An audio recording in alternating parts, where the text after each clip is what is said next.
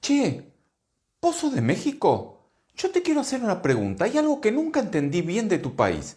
Yo soy de Argentina, ¿no? De Buenos Aires. Decime una cosa. ¿2 millones de kilómetros cuadrados? ¿2 millones de kilómetros cuadrados? ¿4 veces la superficie de España? ¿130 millones de habitantes? ¡130 millones! Frontera directa con Estados Unidos. Salida a los dos océanos. Salida a los dos océanos no puede ser. No puede ser. Todos los climas, todos los paisajes, turismo, todos los minerales, petróleo. Petróleo no puede ser. Explícame cómo es posible. ¿Cómo es posible que México no sea una potencia mundial? ¿Cómo es posible que México no sea una potencia mundial? La respuesta a esa pregunta inicia en 1982 con el gobierno de Miguel de la Madrid.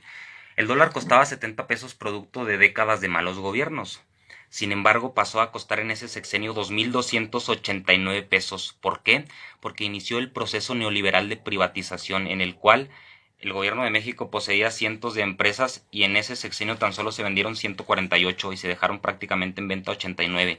En total fueron 237 empresas paraestatales que generaban recursos económicos para el gobierno y se privatizaron, se malbarataron, se remataron, prácticamente se las regalaron a sus amigos. Entre ellas se encontraban 19 hoteles, 10 empresas de transporte, 2 de extracción de carbón, 5 de extracción de metales, 45 de elaboración de alimentos, 9 de industria textil, 9 de productos de madera, 17 de industria química, 2 de refinación de petróleo, 13 de fabricación de productos metálicos y 20 de fabricación de ensamble y reparación de maquinaria, entre muchas otras. En total fueron 237. En resumen, con Miguel de la Madrid el peso se devaluó 1.500%, la inflación acumulada fue de 3.800%. En su primer año el PIB cayó 7.49%, en el segundo 3.08%. La publicidad nacional e internacional nunca dijeron que había pérdida de confianza ni nada malo del gobierno, al contrario, todavía se castigaba con pena de muerte. Hablar mal del presidente o del gobierno, no existía la libertad de expresión. Aún así quedaban las mejorcitas empresas del gobierno, había tenido un poquito de dignidad de la Madrid y quedaba un poco de esperanza. México estaba herido de muerte, pero tenía salvación porque por primera vez desde la revolución había una posición política auténtica. Cuauhtémoc Cárdenas podía ganarle a Carlos Salinas de la elección y corregir todo el rumbo de México. Sin embargo, a media elección se cayó el sistema y resultó ganador Carlos Salinas de Gortari, que gobernó de 1988 a 1994 después de robarse evidentemente la elección. Justo cuando creían los mexicanos que no podía haber nada peor que Miguel de la Madrid, llegó zar Carlos Salinas. El dólar pasó de costar prácticamente 2.300 pesos a costar 3.094 pesos. Luego hizo un truco y le quitó 3 ceros al peso, pero la gente que vivió aquella época recuerda que las cosas de 3 pesos pasaron a costar 300, que un café costaba miles de pesos, que para comprarte un traje necesitabas 3.500 millones de pesos. Luego él le quitó 3 pesos, como ya dije, y 3 ceros, perdón, y el dólar quedó a 3 pesos en 1994.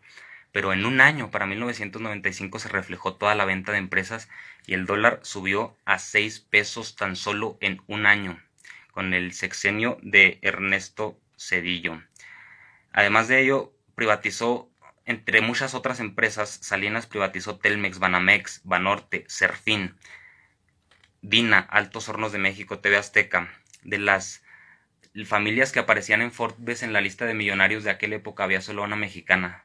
Cuando salió Salinas había 23 familias mexicanas entre las más grandes multimillonarias del mundo. En total vendió, privatizó, empeñó y prácticamente regaló 390 empresas, es decir, el 63% de las que quedaban. No conforme con ello, en 1990 creó el Fobaproa, que se suponía que era para rescatar a México en caso de alguna crisis, pero en 1994 lo usaron para rescatar a los bancos. En la elección de 1994, Colosio, como no era corrupto, fue asesinado por miedo a que los metiera a la cárcel a toda la bola de corruptos y pusieron a Ernesto Zedillo. En el gobierno de Ernesto Zedillo, como ya dije, del 94 al 95 el dólar subió de 3 a 6.50 por culpa de Salinas y del 95 al 2000 de 6.50 a 9.45. Pero si recordamos bien, no son 9.45, son 9.450 pesos realmente. Además de ello, en ese sexenio se privatizaron los ferrocarriles y los aeropuertos. Además de ello, sucedió la matanza de Manantial, donde 45 indígenas fueron masacrados. No conformes con eso, el IVA fue incrementado del 10 al 15%. Pero lo más grave no fue eso. Lo más grave sucedió el 12 de diciembre de 1998, cuando se legalizó el mayor fraude de toda la historia de México, el FOBAPROA, que era una deuda de unos cuantos y se convirtió en una deuda de todo el pueblo. Al principio el PAN se opuso, pero después sobornaron a Felipe Calderón y a los demás y aceptaron. Fueron 552.300 millones de pesos, el 11% del presupuesto anual en aquel entonces, con muchos intereses. Ajustada a efectos de inflación actual, esa deuda equivale a 1.8 billones de pesos.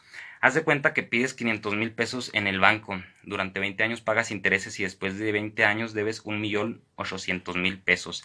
Así fue el FOBAPROA. Ese hecho dejó claro que el PAN ya estaba secuestrado y que no era una oposición, sino era un partido palero, igual que el PRI. Es decir, el PAN se fue a la basura mucho antes de llegar a la presidencia de la República.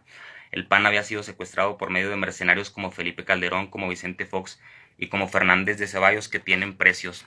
En ese sexenio fallecieron 349 perredistas y en el sexenio anterior, en el de Carlos Salinas, más de 200. Ese era el verdadero partido opositor en aquel tiempo, antes de que también lo secuestraron.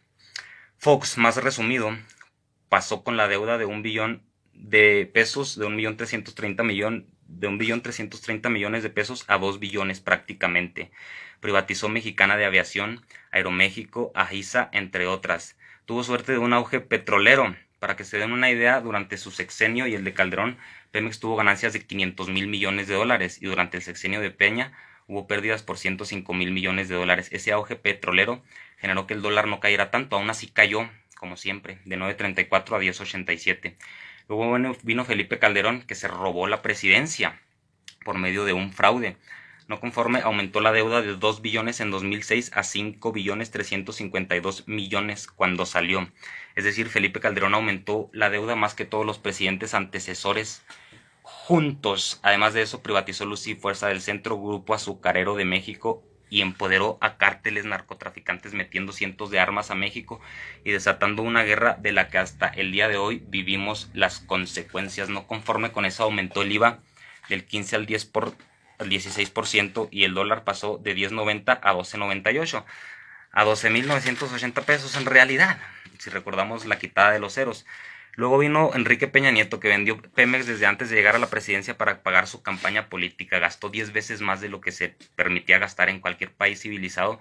Hubieran descubierto que era una fraude, pero aquí lo dejaron llegar. En cuanto llegó, privatizó Pemex para pagar lo que debía de su campaña. El dólar pasó de 13 pesos a 19.50.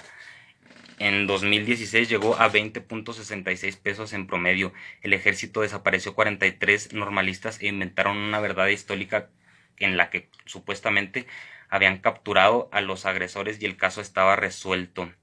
Y la deuda, que es lo más grave de Peña Nieto, pasó de 5 a 10 billones y fracción.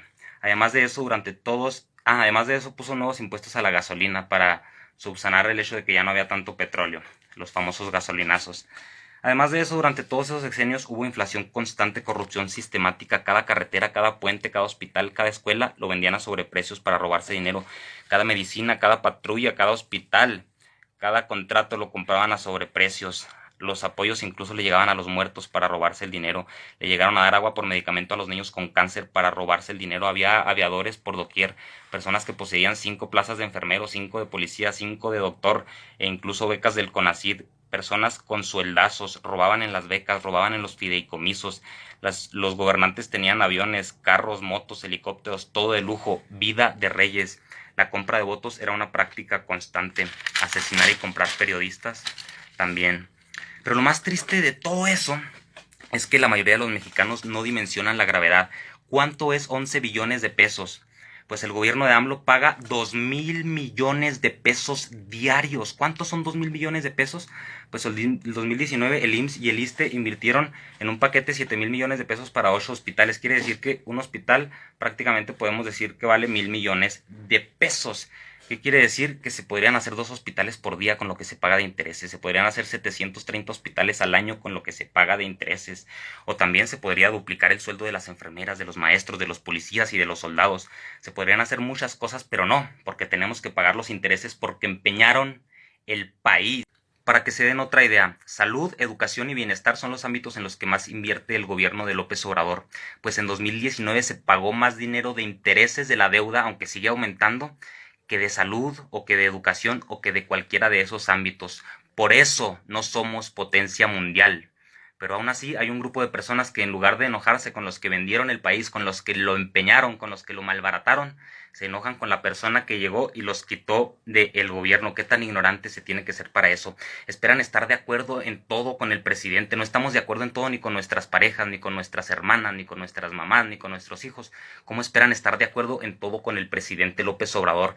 Esto no se va a arreglar en 6 años. Este problema es demasiado grave. Pero es que López Obrador dijo que se iban a acabar los problemas. Es lo de menos lo que López Obrador dijo. Votamos por lo que López Obrador representa.